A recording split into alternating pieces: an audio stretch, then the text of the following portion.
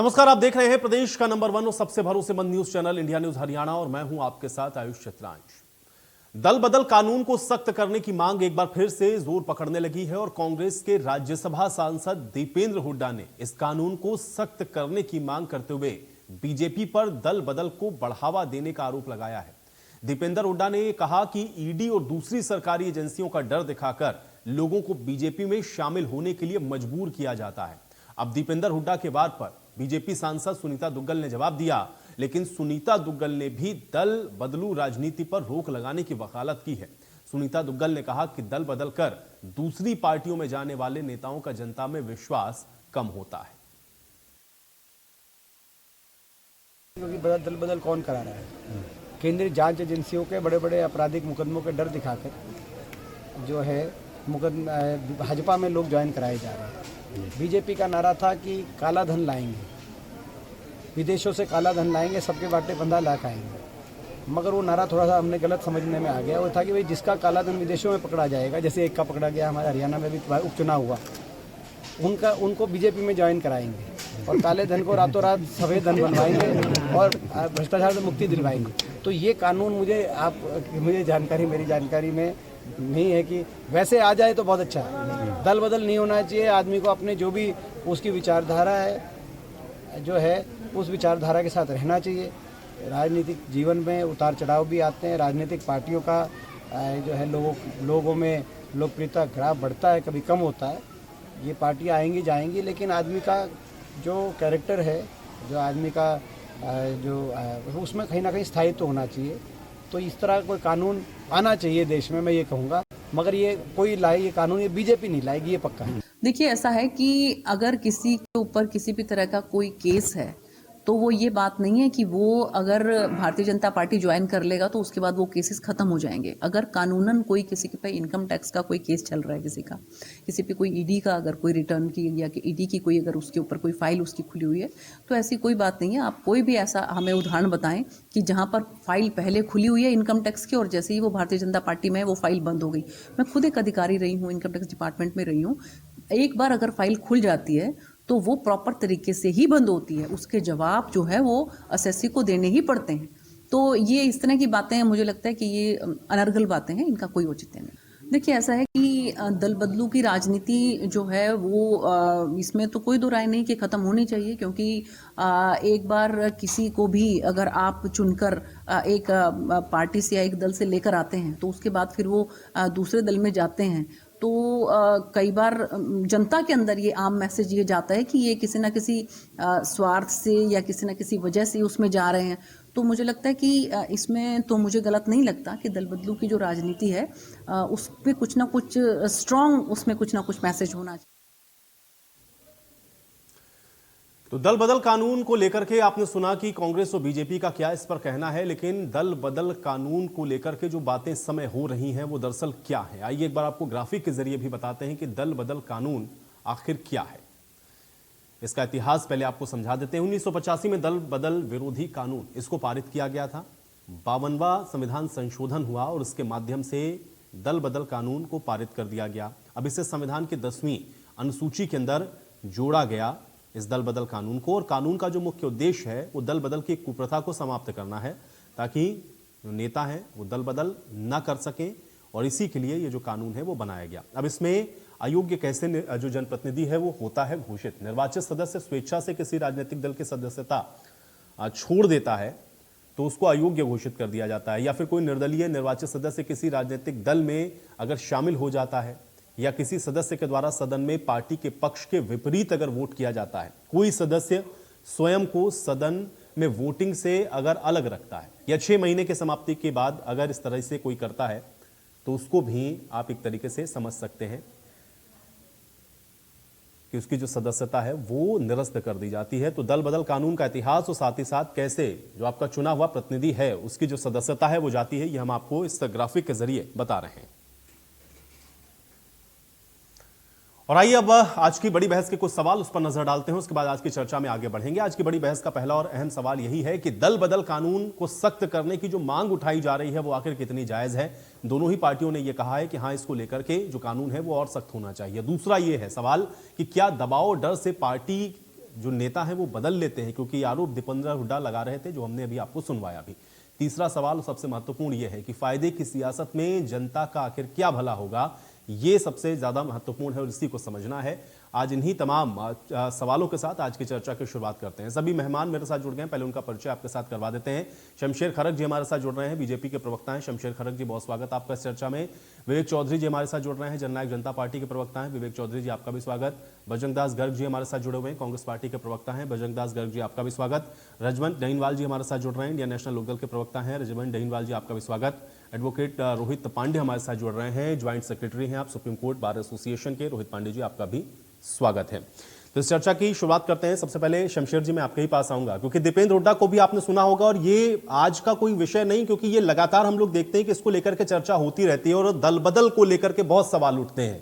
दीपेंद्र हुड्डा एक तरफ तो ये कहते हैं कि दल बदल को लेकर के सख्त कानून होना चाहिए, लेकिन ये कानून भारतीय जनता पार्टी कभी नहीं ला सकती है, क्योंकि भारतीय जनता पार्टी इसको बढ़ावा दे रही है। एक तरफ उनके आरोप और दूसरी तरफ दल बदल कानून को सख्त करने की बात। कैसे इसको आप देखते हैं? आपका पहला रिएक्शन चाहूंगा। देखिए, जो हमारे राज्यसभा सदस्य हैं दीपेंद्र हुड्डा जी, वो थोड़े से ना तो उनको किस प्रकार की नॉलेज है, ना वो इतिहास को देखते हैं, ना वर्तमान को देखते हैं। केवल इस तरह के बयान दे के अपना एक माहौल बनाने की कोशिश करते हैं, जबकि जनता सब कुछ जानती है। जब राजीव गांधी जी की सरकार में पहली बार ये कानून आया, उसके बाद जब आदरणीय अटल बिहारी वाजपेयी जी की सरकार में, उससे पहले दल बदल में 1/3 की बात की थी राजीव गांधी जी की सरकार के समय में, तो उसमें बहुत ज्यादा संशोधन करके हमने 2/3 की बात की और सरकार का जो बड़ा जो 15% पे लाके खड़ा किया। अभी मंत्री जो मंडल है वो बड़ा ना हो, ताकि देश के ऊपर बोझ ना पड़े। और इस प्रकार की जो बातें दीपेंद्र हुड्डा जी कर रहे हैं, कम से कम दीपेंद्र हुड्डा को इस बात की शर्म आनी चाहिए। उनके पिताजी ने हरियाणा जनहित कांग्रेस के विधायकों को तोड़ के और 5 साल तक कोई निर्णय नहीं आने दिया था, जिस पर रघुवीर सिंह कादियान जी पर अध्यक्ष थे। तो इस तरह के लोग जो दल बदल कानून की बात करते, ये लोग तो बढ़ावा देने वाले लोग हैं। इनको इस बात की शर्म आनी चाहिए। इनको तो कहने का हक भी नहीं बनता। ये तो 70 साल तक कांग्रेस का राज रहा, उसके बावजूद भी बीजेपी ने एक अच्छा कानून बनाया, चाहे वो 15% मंत्रिमंडल की बात कहो, चाहे वो उसमें 2/3 की बात कहो। तो बीजेपी पे इस प्रकार के लांछन लगा के ये कोई पाक साफ नहीं बन जाते। इन लोगों ने तो आया राम गया राम जो हरियाणा के नाम से बदनाम हुआ, उसके बेटे को और उस परिवार को बढ़ावा दिया, उसको प्रदेश अध्यक्ष बना के लेके आए हैं, क्योंकि वो कमजोर व्यक्ति है, वो इनके पिताजियों की बात मानता रहेगा। तो कम से कम दीपेंद्र हुड्डा को इस तरह की बातें नहीं करनी चाहिए। ये तो बढ़ावा देने वाले लोग हैं, ये रोकने वाले लोग नहीं। चलिए खरक जी, ये तो बात होगी दीपेंद्र हुड्डा को आपने कहा कि भाई उनको इन सारी बातों का ध्यान होना चाहिए जब वो इस तरीके के स्टेटमेंट को कोट करते हैं, लेकिन आपका या भारतीय जनता पार्टी का स्टैंड क्या है? क्या आपको लगता है कि कानून सख्त होना चाहिए दल बदल को लेकर के? बिल्कुल, भारतीय जनता पार्टी शुरू से इस पक्ष में रही है। हमने अटल बिहारी वाजपेयी जी की सरकार में 2/3 बहुमत की बात कही। 2/3 जो लोग हैं वो यदि मान लिया पार्टी चेंज करना चाहे तो अलग बात है, नहीं तो इस प्रकार का कानून सख्त होना चाहिए। और व्हिप जारी करने की जो बात आई, वो भी अटल बिहारी वाजपेयी जी की सरकार के समय पर आई। तो अटल जी की सरकार के टाइम आडवाणी जी ने इस कानून को बड़ा मजबूती के साथ पेश किया था, और आगे भी यदि कोई इस तरह की बात आएगी तो हम और मजबूती के साथ इस कानून को बढ़ाएंगे। हम इसके पक्ष में हैं और हमेशा पक्ष में रहे हैं। दल बदल कानून जिस प्रकार के लोग, ये कांग्रेस के समय से ही इस तरह का चलता आया है, और हमने इसको मजबूती के साथ कानून बनाया है और आगे भी इस तरह की कोई बात आएगी। ठीक है गर्ग साहब, दीपेंद्र हुड्डा अगर ये बात कहते हैं कि बीजेपी दल बदल कानून को कभी भी और सख्त नहीं करेगी, तो फिर आप लोगों को थोड़ा इतिहास पर नजर डालनी चाहिए। शमशेर खरक जी का ये कहना है, क्यों आवश्यकता आपको लग रही है इसकी? आपका रिएक्शन चाहूंगा गर्ग साहब।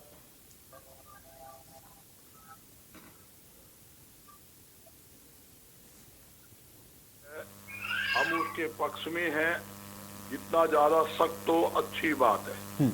ये सरकार इसमें संशोधन करके सख्त करे तो हमें कोई दिक्कत नहीं, हम इनके साथ हैं। मगर मेरे बीजेपी के प्रवक्ता बोल रहे थे भी कांग्रेस ने ये किया, आया राम गया राम। आया गया राम तो इनके साथ है।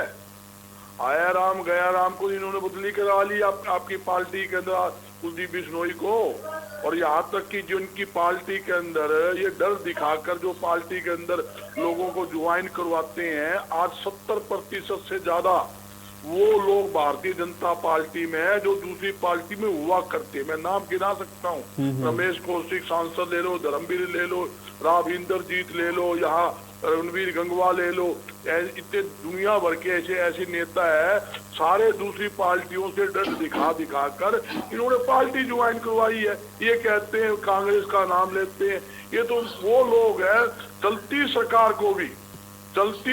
को भी भय दिखाकर, डर दिखाकर, ईडी का डर दिखाकर, किस प्रकार महाराष्ट्र के अंदर आपने देखा वहां मुख्यमंत्री जो बनाया गया उसको ईडी का प्रेशर बनाया, ईडी का दबाव बनाया, और बाद में गर्ग साहब ये बात आपकी ठीक है, चलिए मैं ये मान लेता हूँ, ये आपके आरोप के तौर पर, गर्ग साहब ये आपके आरोप के तौर पर या कांग्रेस के आरोप के तौर पर, गर्ग साहब एक सवाल है मेरा, मैं इसमें साथ में सवाल अपना जोड़ देता हूँ, गर्ग साहब आप आराम से जवाब दीजिए इसका। मैं ये कह रहा हूँ आपके आरोप को अगर मैं मान भी लूं, क्योंकि आपका आरोप है आप बीजेपी पर लगा रहे हैं कि ये ईडी का डर दिखाते हैं, लोग इनकी पार्टी को ज्वाइन कर लेते हैं, ईडी का डर दिखा सकते हैं, आप जो बात कह रहे हैं उसको बात वो पार्टी को भी ज्वाइन कर सकते हैं, इसको भी मान सकते हैं, लेकिन फिर वो चुनाव कैसे जीत जा रहे हैं, जनता उनको कैसे चुन रही है? आपकी तो स्थिति ये है, आप ये जानते हो आदमपुर की बात आपने जिक्र कर दिया, अभी कैसे जीत रही है भाई, वो सरकार है, मौके की सरकार है, एक तरफ सरकार लड़ रही है, दूसरी तरफ भारतीय जनता पार्टी लड़ रही है, तीसरी तरफ जेजेपी लड़ रही है, तो चौथी तरफ सरकारी तंत्र लड़ रहा है, और भजन लाल जी का गढ़ था वो, इसलिए चुनाव जीत के। बड़ौदा में कौन जीतते, ये इलाहाबाद में नहीं जीतते, इतना जोर था भाई, इलेक्शन तो हमेशा सरकार का होता है। नहीं आपने कहा कि जो पार्टी छोड़ के इनकी पार्टी में गए, या इतने सांसदों को आप कह रहे थे कि जो पुराने जिनके नाम आपने अभी गिनवाए के देखिए सब छोड़ करके बीजेपी में शामिल हुए, वो इलेक्टेड तो है ना, वो बाद में भी चुनाव जीते, वो बीजेपी को ज्वाइन करने के बाद भी चुनाव जीत गए। अगर ईडी और सीबीआई के डर से उन्होंने ज्वाइन की थी तो जनता तो उनको नकारती कम से कम। नहीं ऐसे है, जनता तो निकारा था ही, जनता निकारा क्यों नहीं? आप देखिए 52,000 वोट हमें मिले हैं, जबकि 5-5 जो लोग लगे गए, मैंने उदाहरण दे दिया, सरकारी तंत्र मंत्र सारा लगा दिया, साथ में Bharatiya Janata party, JJP party, भजन लाल गढ़ लगाने के बाद भी रेंग कर जीतना, ये कोई जीतना है? ये कोई जीत कहते हो? पहले जीत तो एक वोट से, उसको भी हम मानते हैं, मगर जिस प्रकार इन्होंने घिसी कहीं हुई है इनकी, सबको पता है हालात क्या है, और ये लोग कहते कुछ है करते कुछ और है। और जहां तक कि भारतीय जनता पार्टी का एक सिस्टम है, ये दबाव सरकारी मशीनरी का दुरुपयोग करके, सरकारी एजेंसियां दुरुपयोग करके, इनकम टैक्स का, ईडी का, सीबीआई का दुरुपयोग करके जगह जगह इन्होंने ये खेला खेला है। मध्य प्रदेश में चलती सरकार गिराना इन्होंने काम किया, राजस्थान में सरकार गिराने की इन्होंने कोशिश की, बंगाल में इन्होंने कोशिश की, इन्होंने बिहार में इन्होंने कोशिश की, मगर क्या है, लोग जानते हैं भारतीय जनता पार्टी का चरित्र क्या है, सब जानते हैं, इनके कहने ठीक है, की चलिए ठीक है। विवेक चौधरी जी, एक तो डरा धमका करके लोग पार्टी को ज्वाइन करवा लेते हैं, अगर आप लोग भी गठबंधन के साथी हैं तो आप लोगों को भी डराया गया होगा, इसीलिए आज आप भारतीय जनता पार्टी के साथ में। और दूसरा ये है कि बीजेपी के रहते तो कभी भी दल बदल कानून सख्त नहीं हो सकता। विवेक जी रिएक्शन चाहूंगा मैं आपका। आयुष जी, मुझे दीपेंद्र जी का बयान सुन के हंसी आई कि छाछ तो बोले, चलनी भी बोले, जिसमें 36 छेद। 2009 के अंदर किसने अवैध तरीके से, मैं तो कहूंगा अवैध तरीके से सरकार चलाने का काम किया, किस तरह तक 5 साल तक फैसला नहीं आने दिए गया, और किस तरह से दूसरी पार्टी के विधायकों के साथ मिलाकर जो अल्पमत की सरकार थी उसको चलाने का काम किया गया। आज वो लोग बातें कर रहे हैं। समय समय पे अगर मैं बात करूं, ताऊ देवीलाल के समय में जब सरकार तोड़ने का काम किया गया इंदिरा गांधी के लोगों द्वारा, तो उस समय के इनके जो मैं कहूंगा लीडर थे, उन्होंने किस तरह सरकार तोड़ने का काम किया, उस चीज को क्यों भूल जाते हैं। अन्य प्रदेशों की बात की गर्ग साहब ने, अन्य प्रदेशों का भी अगर जिक्र किया जाए तो आपने उस समय आपको क्यों नहीं दल बदल कानून याद आया, जब आप अन्य प्रदेशों में भी सरकारें तोड़ने का काम कर रहे थे। आज इनको दल बदल कानून इसलिए याद आ गया क्योंकि इनको पता है जब तक राहुल गांधी जी की यात्रा पूरी होगी उस टाइम तक कांग्रेस खाली होगी। आज ये बातें तो बड़ी बड़ी कर रहे हैं। पिछले दिनों तो हुड्डा साहब को भी ये लग रहा है, सुनने का काम कीजिए, सुनने का काम कीजिए। आपकी बारी में मैं नहीं बोला, आपको सुनना चाहिए। आज ये हुड्डा साहब भी वही हुड्डा साहब हैं जो कहते थे कांग्रेस पहले वाली कांग्रेस नहीं रही, और कांग्रेस के सभी लीडर्स की फोटो उड़ गई थी, उस टाइम दल बदल कानून इन्हें याद नहीं आया। आज जब कुलदीप बिश्नोई जी इनको छोड़ के चले गए और अन्य लीडर जो इनके जाने वाले हैं, जो इनसे संभल नहीं रहे, आज इनको दल बदल कानून याद आ रहा है। अब देखने की बात यह है, जब तक कुमारी शैलजा प्रदेश अध्यक्ष थी तब इनको दल बदल कानून याद नहीं आया। जब ये कभी बारात की घोड़ी बताने का काम किसी को करते थे और अनाप शनाप बयानबाजी करते थे, आज के दिन इनको दल बदल कानून याद आ रहा है। इन्हें दिख रहा है कांग्रेस में रहने वाला कुछ ठीक है। यात्रा पूरी होने तक कांग्रेस खाली हो चुकी है। डहीनवाल जी, एक रिएक्शन। डहीनवाल जी, एक तो बीजेपी डरा धमका करके लोगों को पार्टी में शामिल करवा लेती है, दल बदल कानून को सख्त करने की जरूरत है, ये तो पार्टियां सब कह रही हैं, लेकिन बीजेपी के रहते ये नहीं हो पाएगा। इंडियन नेशनल लोकदल इसको कैसे देखती है? नहीं, देखिए ये चीज़ बिल्कुल सही है कि भारतीय जनता पार्टी के रहते ये चीज़ संभव नहीं है। कारण इसका है कि सबसे बड़ा, अगर दल बदल को अगर कोई बढ़ावा देने का काम कर रहे हैं तो हाल फिलहाल में तो किसी से छुपा हुआ नहीं है, वो भारतीय जनता पार्टी कर रही है। अगर हम आज बात करें, जो कांग्रेस की अगर बात चल रही थी तो कांग्रेस की ही बात कर लेते हैं। कांग्रेस के आज जितने भी जो लीडर अपने आप को ये कहते थे कि हम तो जन्मजात कांग्रेसी, हमारे दादा परदादा कांग्रेसी थे, आज वो देखिए वो कहाँ पर हैं और वो क्यों गए कांग्रेस में। दूसरी बात ऐसी करें कि इंडियन नेशनल लोकदल के भी बहुत से ऐसे लीडर हैं जो आज भारतीय जनता पार्टी में वहाँ पर सत्ता सुख भोग रहे हैं। तो वो ये चीज़ तो उनको देखना चाहिए कि पहले जिस प्रकार से अभी सुनीता दुग्गल जी का जो बयान मैं सुन रहा था कि हमारी पार्टी में ऐसा कुछ नहीं है कि पार्टी में आओ और उसके खिलाफ जो कार्रवाई चल रही है, जो अपराध की जो कार्रवाई चल रही है उसको रोक दिया जाएगा, ऐसी बिल्कुल गलत बता रहे हैं वो। उनके बयान में मैं पूर्णतः गलत बताता हूँ। कारण अभी कुलदीप बिश्नोई जी ने पार्टी को ज्वाइन किया और मैं अभी आपको बताऊं 13 तारीख के अखबार में एक सर्कुलर, एक स्टेटमेंट आई हुई थी कि कुलदीप बिश्नोई के खिलाफ जो लुकआउट सर्कुलर जो जारी किया हुआ था वो रद्द कर दिया गया। तो क्या हम इसको जनता और हम क्या माने? यही तो माने कि कुलदीप बिश्नोई ने भारतीय जनता पार्टी को ज्वाइन किया, उसका बेटा चुनाव जीत गया और उसके खिलाफ जो लुकआउट सर्कुलर था वो रद्द कर दिया। इसका मतलब तो यही हुआ ना, क्योंकि वो 13 नवंबर के अखबार में है, मैं कोई अपने धरती छापता अखबार ये। इस प्रकार से आज बात करें जो ये एंटी लॉ डिफेक्शन की बात करें तो इसमें भी एक चीज है, कांग्रेस की अस्थिर सरकार मध्य प्रदेश में किसने कर रही? अगर महाराष्ट्र की बात करें तो वहां पर सरकार तोड़ने में किसका सहयोग रहा? राजस्थान में जो विधायकों को छुपाने का काम था वो किसने किया? ये भारतीय जनता पार्टी के ही किया हुआ है सब कुछ। वहां पे टीएमसी के जो दागी व्यक्ति थे, जो दागी नेता, जिनको ये कहते थे कि ये दागी व्यक्ति है, मैं नाम बताना चाहूंगा मुकुल राय का, जिनका शारदा चिटफंड का जिनका नाम जुड़ा हुआ था, लेकिन जैसे ही उन्होंने भारतीय जनता पार्टी को ज्वाइन किया उनको वाइड सिक्योरिटी दे दी। ऐसे ही हेमंत बिस्वा थे असम के, उनको भी ऐसे ही कहा गया, उनको वाटर स्कैम में उनको नाम आया गया था, लेकिन उन्होंने भारतीय जनता पार्टी को ज्वाइन किया, उनका नाम खत्म हो गया। एक महाराष्ट्र की राजनीति में एक बड़ा भूचाल सामने आया था जब अजीत पवार, शरद पवार के भतीजे ने जब सरकार को समर्थन देने की बात कही और 35,000 करोड़ की उन्होंने क्लीन चिट पाली और अगले दिन वो बदल गए। तो ये चीज क्या है? क्या है भारतीय जनता पार्टी एक ऐसी पार्टी बन गई कि कोई भी दाग लगा हुआ, कोई भी भ्रष्टाचार का आरोप लगा? चलिए ठीक है, मैं इसका जवाब खारिज जी से लूंगा, लेकिन आप इसके थोड़े से तकनीकी, ठीक है, अब इसके थोड़े तकनीकी पहलू समझ लेते हैं। एडवोकेट रोहित पांडे जी हमारे साथ बहुत देर से जुड़े हुए हैं। रोहित जी, पॉलिटिकल बातें यहाँ पर होती रहेंगी, लेकिन थोड़ा सा इसका जो कानूनी एस्पेक्ट्स है वो मैं आपसे समझना चाहूंगा। दल बदल तो कानून है, लेकिन इसको सख्त करने की मांग क्यों हो रही है? इसके अंदर के लूप होल्स क्या है? इसको आप किस तरीके से देखते हैं? थोड़ा सा बताएं हमारे दर्शकों के लिए। देखिए आयुष जी, मेरी आवाज आ रही है? जी जी जी। देखिए, इसमें ये जो दल बदल कानून बनाया गया है तो 1985 में ये देख करके बनाया गया कि जब सरकारें, एमपी और एमएलए जो जोड़ तोड़ करके सरकारें बनाते थे और गिराते थे जी, तब जाकर के लगा कि देखिए ये आज का मामला नहीं है, आज का मुद्दा नहीं है कि दल बदल कानून क्यों लाया जा रहा है। इसमें देखिए एक तो सख्त कानून बनाने की जरूरत है, लेकिन एक चीज ध्यान देने की जरूरत है कि इसमें जो मौलिक अधिकार है, जो फंडामेंटल राइट्स हैं आपको दी गई हैं, उसका वायलेशन नहीं होना चाहिए, उसका उल्लंघन नहीं होना चाहिए जी। आप ऐसे समझिएगा, अगर केशव भारती की बात करते हैं, देखिए एक बेसिक स्ट्रक्चर जो है संविधान का, उससे अगर आप छेड़छाड़ करेंगे तो फिर वो कानून के दायरे में आ पाएंगे, कहीं ना कहीं कोर्ट आपके अगेंस्ट जाएगा। तो आप देखें, अगर स्पीकर, जब भी ये मामला हुआ, चाहे आप कर्नाटका देख लें, चाहे आप बिहार देख लीजिए, चाहे आप अलग जो भी महाराष्ट्र का मैटर देख लीजिए, ये देखिए हर बार होता है, हर एक ऐसे कॉन्स्टिट्यूएंसी में जब भी कोई इलेक्शन होता है, बड़े इलेक्शन चाहे वो एमपी का हो या एमएलए का हो, उसमें हमेशा आपको यही देखने को मिलता है कि फ्लोट टेस्ट कराने की बात आती है।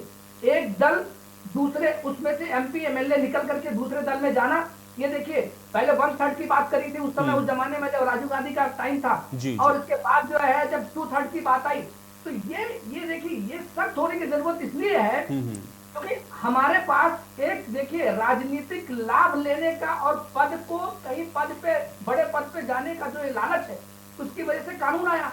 और हमारे पास सिर्फ एक एज का क्राइटेरिया है संविधान में, सिर्फ 25 साल की जिसकी उम्र हो गई वो मेंबर ऑफ पार्लियामेंट बन सकता है, वो एमएलए बन सकता है।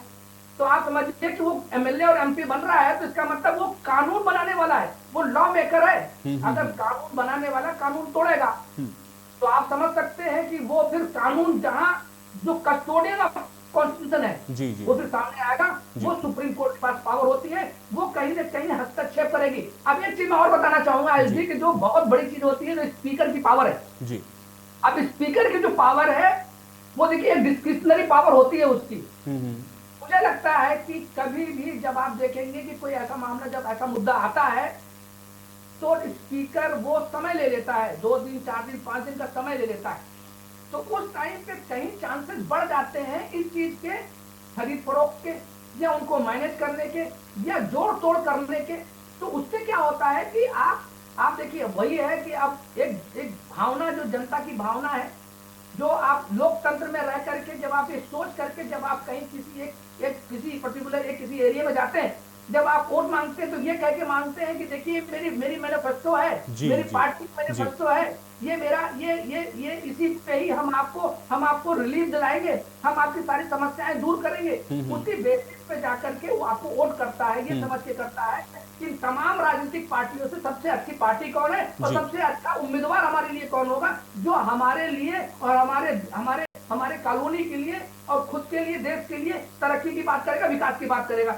तो ऐसे मामले में हमें लगता है कि सख्त कानून बनाने की जरूरत है, कानून को और सख्त करके, जिससे कि एमपी एमएलए अपनी पावर का मिसयूज ना करें। और जो अयोग्य घोषित करने वाली जो बात अभी आयुष जी ने, आपने एक बात पूरी एक कि किसको आप अयोग्य घोषित कर सकते हैं, उस पर बात करें तो उन्होंने बड़े अच्छे तरीके से आपने समझाया।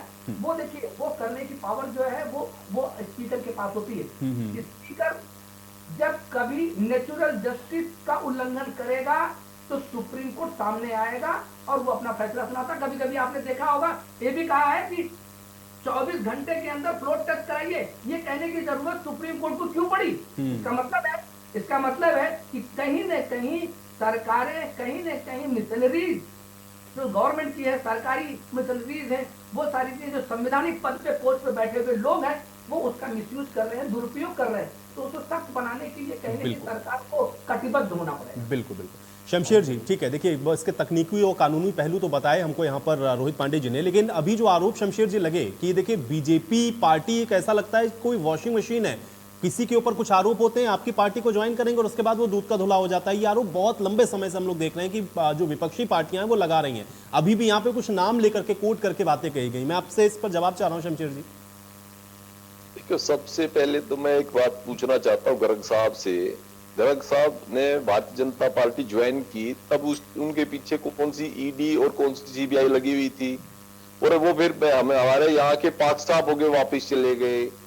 तो इसी प्रकार से काफी लोग जो पार्टी में शामिल हुए हैं और इनको ये भी पता नहीं, चौधरी वीरेंद्र सिंह जी और राव इंद्रजीत जी उस टाइम तक तो माननीय प्रधानमंत्री भी नहीं बने थे मोदी जी, उससे पहले कांग्रेस को छोड़ के आ गए थे।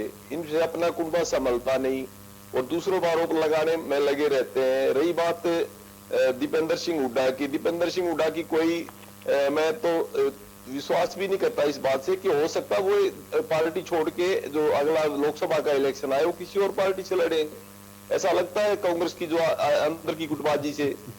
दूसरी बात ये मैं कहना चाहता हूँ कि नहीं, लेकिन शमशेर जी तो बड़ा स्टेटमेंट आप दे रहे हैं, दीपेंद्र हुड्डा का कांग्रेस को छोड़ रहे हैं तो कहां जा रहे हैं, थोड़ा ये भी बताइए साथ में।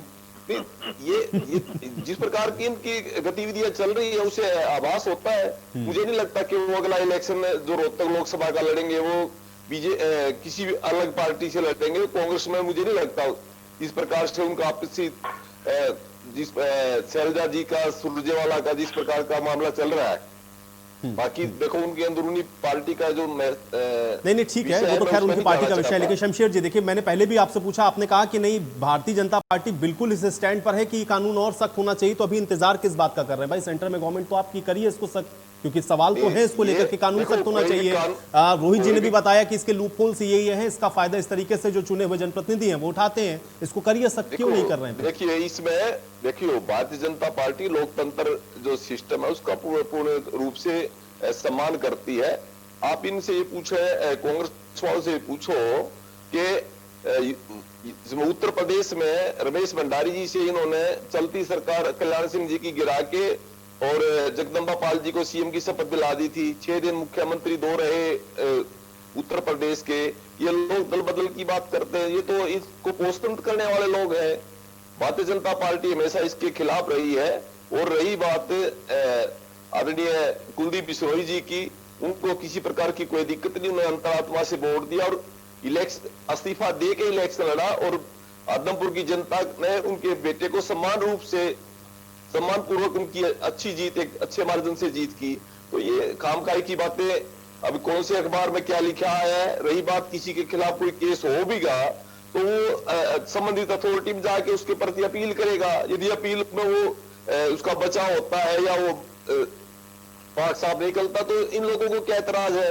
ये भारतीय जनता पार्टी को बार बार माननीय कोर्ट से भी बढ़ के बताते हैं। इस तरह के लोगों को शर्म आनी चाहिए, क्योंकि कोर्ट का तो कम से कम माननीय उच्च न्यायालय का तो सम्मान कर ले कि भारतीय जनता पार्टी का कोई कार्यकर्ता या नेता कोई न्यायालय में दखलंदाजी करेगा, ये ऐसा संभव भी नहीं है। लेकिन इन लोगों को शर्म नहीं आती कि न्यायालय पे भी जाते, सब न्याय के लिए गुहार करते हैं, वहां पे उन पर भी आरोप लगाते हैं ये लोग। तो कम से कम कांग्रेस के लोगों ने तो जिस प्रकार के पाप किए हैं लोकतांत्रिक व्यवस्था में, जिस प्रकार का आयाराम गयाराम का मामला है, सो अपने अध्यक्ष को देख लो, इनके अध्यक्ष क्या कैसे बोलते हैं और किस प्रकार का इनका आचरण रहा है इनके अध्यक्ष के परिवार का या भूपेंद्र हुड्डा का। जनहित कांग्रेस के विधायकों को तोड़ के सरकार चलाई और जो इनका अध्यक्ष था रघुवीर कायदान, उसने पूरे 5 साल तक उस पर निर्णय भी नहीं लिया। तो ये लोग किस प्रकार की बातें करते हैं? शर्म आनी चाहिए इन लोगों को। और दीपेंद्र हुड्डा को तो यही पता नहीं कि आलू कितने फुट के होते हैं, किस प्रकार का क्या होता है। ऐसा व्यक्ति है जिसको पूरी नॉलेज नहीं किसी प्रकार की, बस सिर्फ बयानबाजी करके मीडिया मरने का कार्यक्रम चलाता रहता है। गर्ग साहब जवाब दीजिए। गर्ग साहब। आयुष जी, हमने तो खुले तौर पर दल बदल कानून में संशोधन करने की जो बात आई, अरे आप ये बताइए ना गर्ग साहब, आप कौन सी ईडी और कौन सी सीबीआई थी जब आप बीजेपी में आए थे? समर्थन ही कर रहे भी होना चाहिए, जब हम कह रहे भी होना चाहिए जो जरूरी है, उसके बाद तो सारी बात खत्म हो जाती है। मगर क्या है, इनके मन में खोट देखते हैं। जैसे विवेक भाई ने कहा, भाई कांग्रेस को तो डर है कि हमारे नेता सरकेंगे, पार्टी छोड़ देंगे, बीजेपी ज्वाइन करेंगे, ये डर का हमारी समर्थन कर रहे हैं, आवाज उठा रहे हैं। इसका मतलब इनकी नीयत में खोट है। दूसरे आरोप लगाने से पहले ये तो सोच लो जयप्रकाश क्या आपके पैदाइशी नेता थे क्या कांग्रेस के? बोलते हैं अब तो साफ और नहीं, आप ये बताओ ना, आपके पार्टी आपने INLD से दूसरी पार्टियों से नहीं है क्या? आपकी पार्टी में कोई नहीं आया क्या? शिंदे जी जो आपकी पार्टी में रघुवीर कायदान क्या उनको ऊपर शुरुआत से कांग्रेसी थे? बड़े भ्रष्ट थे, अरबों रुपए शुरुआत से कांग्रेसी थे। और जब भारतीय जनता कितने पार्टी लोग कांग्रेस में आए, दूसरी पार्टी से आए, दूसरी पार्टी से आए? इसी प्रकार कुलदीप बिश्नोई बीजेपी में आने से आपको क्या एतराज है? शिकंजा कसा हुआ था उस टाइम तो ये कांग्रेस पार्टी में थे। आप अपनी बताओ ना, आप भी भारतीय जनता पार्टी में आए थे, आपके ऊपर कौन सा शिकंजा कसा था? करते ही वो ईमानदार बन गए, ईमानदार। नहीं, लेकिन ठीक है गर्ग साहब, देखिए 2 सवाल बार बार शमशेर जी कह रहे हैं। एक तो वो ये कह रहे हैं कि ऐसा तो है नहीं कि कांग्रेस पार्टी में, ठीक है एक सेकंड गर्ग साहब, ऐसा तो है नहीं कि कांग्रेस पार्टी में अन्य दलों से लोग नहीं आए। अगर कांग्रेस पार्टी को ज्वाइन किया तो फिर वहां पर कैसे ईडी और सीबीआई का वहां पर इन्होंने डर दिखाया? पहला। दूसरा ये कि गर्ग साहब वो तो ये भी कह रहे थे कि आप बताइए कि आपने कैसे ज्वाइन किया था, कि आपको भी ईडी और सीबीआई का डर दिखाया गया था? मेरी बात सुन लो, मैं आपकी ज्वाइनिंग की बात सुन लो। मैं 10 दिन के लिए गया, बैठे पता कर लो, और मैंने तो नहीं को बयान दिया, बिल्कुल गया, इन्होंने नहीं, लेकिन आपको क्या डर दिखाया गया था क्या गर्ग साहब? कोई डर था क्या गर्ग साहब को? कोई अपराध साफ हो गया क्या ईडी का सीबीआई का डर आपके मैंने ऊपर? पहले दिन ही सरकार बनते ही चौथे दिन मेरा बयान आ गया था। एक भी मेरा बयान दिखा दो, मैंने कांग्रेस भारतीय जनता पार्टी के समर्थन में एक बयान दिया हो। ये तो वो लोग हैं लोगों को रगलाकर और मूर्ख बनाकर इन्होंने तो अपना उल्लू सीधा किया सारे लोगों को। उल्लू सीधा किया बता दो जनता को, जनता को घोषणाएं करके हम व्यापारियों के लिए वापसी चले गए। हम जोर बढ़ाएंगे, उसमें आए थे, आप चेयरमैन बनना चाहते थे, इन्होंने उल्टा व्यापारियों को व्यापार खत्म कर दिया। हम कर्मचारियों का, किसानों का, मतलब मजदूरों के साथ बताओ, ये सामने बैठे हैं। एक मेरा बयान दिखा दो, जब हमने एक बयान भी सरकार बनी चौथे दिन पहला बयान नहीं ठीक है, नहीं आप ठीक है, आपने कोई समर्थन में बयान नहीं दिया, लेकिन उनका सवाल केवल इतना था कि जब आपने भारतीय जनता पार्टी को ज्वाइन करने का मन बनाया तो क्या आपके पीछे कोई ईडी सीबीआई लगी थी क्या? आप जिस भी वजह से गए, लेकिन आप गए तो थे ना वहां पर, और आपके पीछे अगर ईडी सीबीआई नहीं थी तो हर नेता पे आप ऐसे आरोप नहीं लगाएंगे ना। सबको जनरलाइज नहीं किया जा सकता। ठीक है, आपकी बात सही भी हो सकती है, लेकिन सबको एक कैटेगरी में आप खड़ा नहीं करेंगे। विवेक जी, क्या डर है क्या? जननायक जनता पार्टी अगर बीजेपी के साथ में है तो क्या डरे हुए हैं क्या आप लोग? ईडी सीबीआई लगाई है क्या आपके पीछे? ठीक है गर्ग साहब एक सेकंड, गर्ग साहब अभी विवेक जी ठीक है, गर्ग साहब ठीक है, गर्ग साहब एक ये लोग क्या है, भाई भतीजे की बात करते हैं। ठीक है गर्ग साहब ठीक है, भारत मुख कांग्रेस ठीक है गर्ग साहब अब और लोग की बातें सुन ले। ठीक है गर्ग साहब, आपने अपनी बात रख ली, आपने अपनी बात रख ली। क्या है कि भारतीय जनता पार्टी ने काम कीजिए गर्ग ठीक है गर्ग साहब अब आपने अपनी बात रख ली, आपने अपनी बात रख ली गर्ग साहब आपने अपनी बात रख ली। अब ठीक है, अब और लोग भी हैं चर्चा में। ठीक है आपने आरोप लगा लिया। अब देखिए भाई, इनका भी समय ना, इनको भी जवाब देना है। एक सेकंड विवेक जी 2024 के अंदर केंद्र में हाँ ठीक है सर, ठीक है, आप जब सरकार बनाइएगा तो आप सख्त कर दीजिएगा, ये नहीं करेंगे तो आप करिएगा, कोई तो करेगा ना। अब ठीक है विवेक जी, आज सुनने का काम कीजिए ना गर्ग साहब। इतिहास के अंदर लोकतंत्र की हत्या अगर सबसे पहले अखबार के अंदर लिखा गया तो वो 1983 में लिखा गया, जब आंध्र प्रदेश के अंदर एनटी रामाराव जी सीएम बने। सीएम बनने के बाद अगस्त 1983 में जब वो विदेश में उपचार कराने के लिए गए तो इनके ठाकुर रामलाल जी, जो हिमाचल से लाके गवर्नर बनाए इंदिरा गांधी जी ने, और उन्होंने बिना परेड कराए विधायकों की अपने विजय भास्कर राव जी को सीएम बनाने का काम किया। जब उपचार करा के एनटी रामाराव जी वापस आए तो उन्होंने दिल्ली की सड़कों पे 181 विधायकों को लेके परेड करने का काम किया। और कांग्रेस की उस समय पे जो थूथू हुई थी वो कांग्रेस है जो आज बातें कर रही है दल बदल कानून की। आप अगर अन्य प्रदेशों की बात करते हैं, मैं हरियाणा का भी जिक्र किया, मैंने अन्य प्रदेशों का भी जिक्र किया। गर्ग साहब ने बता दिया कि किसको डर है आज विधायक खिसकने का, वो सबके सामने। आज कांग्रेस के अंदर अभी बीजेपी प्रवक्ता साहब ने बहुत अच्छे से कहा कि क्या बीजेपी के अंदर सभी कांग्रेस के अंदर सभी नेता कांग्रेस के हैं, अन्य पार्टियों से लाने का काम किया। मेरी तो अगर पर्सनल राय पूछी जाए, मैं तो पार्टी लाइन को साइड में रखते हैं, अगर मैं पर्सनल पूछा जाए, जो ये दल बदल करने वाले हैं इनके ऊपर तो स्टे लगाना चाहिए। अगर हमारी भोली भाली जनता बना के भेज रही है और दल बदल आप कर रहे हैं, पार्टी के साथ आप धोखा करने का काम कर रहे हैं, तो आपके ऊपर तो स्टे लगना चाहिए। आज कहीं ना कहीं ये लोग बातें वो कर रहे हैं जो खुद कर चुके हैं। इन्होंने अपने समय में कौन सी कमी गुजारी? अपने समय में किस तरह से लोगों को तोड़ के 2009 का एग्जाम्पल आपके सामने दे के हटाऊं। 2009 में क्या हुआ? 5 साल तक फैसला नहीं आने दिया, उसके बाद क्या हुआ? आज कहीं ना कहीं गर्ग साहब को यही डर सता रहा है, जो मैंने डिबेट की शुरुआत में कहा कि जब तक राहुल गांधी की यात्रा पूरी होगी तब तक कांग्रेस खाली हो चुकी होगी। और असलियत यही है। अभी कुलदीप जी आए हैं, पीछे औरों का भी नंबर है। आप देखिए किस तरह से इनके, ये तो हैसियत की बातें करते हैं इनके प्रदेश अध्यक्ष अपने ही लीडरों के बारे, तो कौन बेइज्जती कराएगा?